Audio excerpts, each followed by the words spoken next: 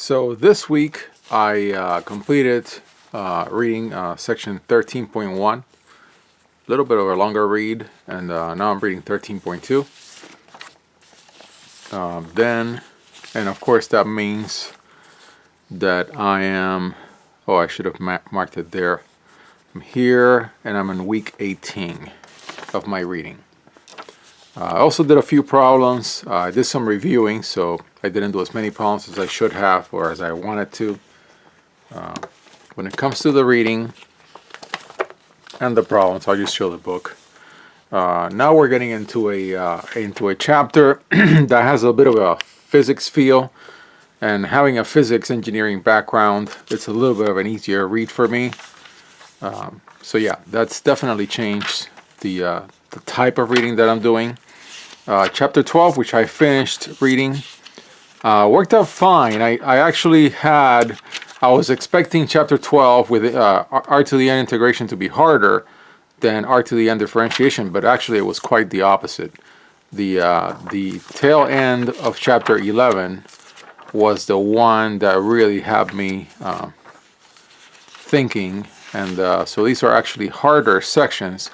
And this is why I feel like I haven't made as much progress this week as last week, even though I did about as much work. So it's a little bit frustrating for me, but you know, I'm going to have those weeks. And so when it came to Taylor's formula, I did some problems, and I'll show them. Then I'm going to start up. I'm going to start up on inverse function theorem and implicit function theorem into next week, and that's going to take me probably most of next week, and then I'll launch into chapter 12 problems. And yeah, so that's that for the book. So then when it comes to the problems, let me go through the problems first. Yeah, so I worked on a few of them, all about differentiation in multiple dimensions. And they worked out fine. Jacobians and doing partial derivatives. Found a good example of doing a Taylor series in 2 dimensions. But when you can break them into a product, it's actually fairly straightforward. I looked in the back of the answers. I came close to getting everything right. Except for there's one case where you cannot break it up. And when I looked at the answer, I was like, there's no way I could have gotten that. So this is actually wrong. This is wrong.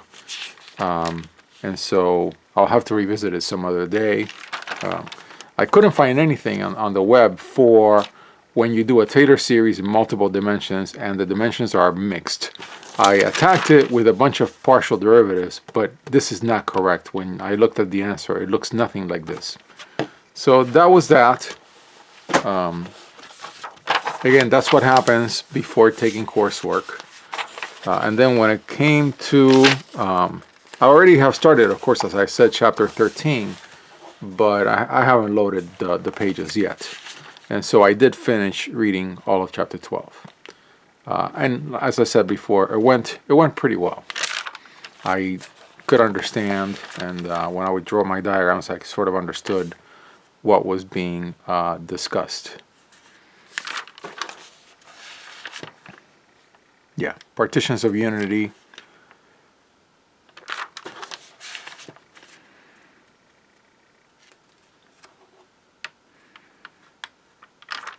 Yeah. Nothing really that got me lost. Just R to the n integration. So more Jordan regions, more comparisons. Then the gamma function, the last section of the chapter. Of course, Wade went back into did some more change of variables. So the gamma function part, I found it okay, but I felt like it was a little confusing at times. And so I think I'm going to review the gamma functions more later as well. But yeah, I finished that reading as well. So this week was kind of a slow week for me. And that's what I have to report.